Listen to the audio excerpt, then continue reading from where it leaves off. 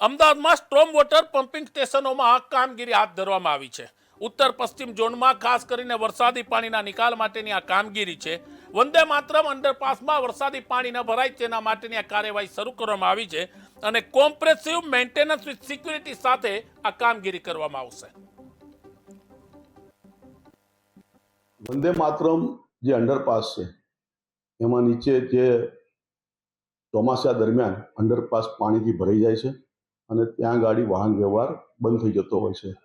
એ વાહન વ્યવહાર બંધ ના થાય, નાગરિકોને કોઈ તકલીફ ના પડે એના માટે ત્યાં ગાડી જે સંપ બનાવવા અને સંપમાં જે મોટરો જે છે એ પણ હેવી નાખવાની અને જે 5 વર્ષનો એનો મેન્ટેનન્સનો કોન્ટ્રાક્ટ છે એ સાથે આપણે આખું નવું ટેન્ડર એક કર્યું છે।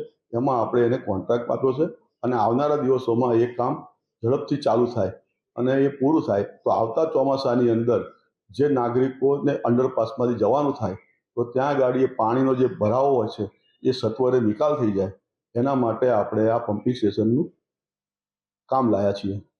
વંદે માતરમ જે અંડરપાસ છે એમાં નીચે જે ચોમાસા દરમિયાન અંડરપાસ પાણીથી ભરાઈ જાય છે અને ત્યાં ગાડી વાહન વ્યવહાર બંધ થઈ જતો હોય છે। એ વાહન વ્યવહાર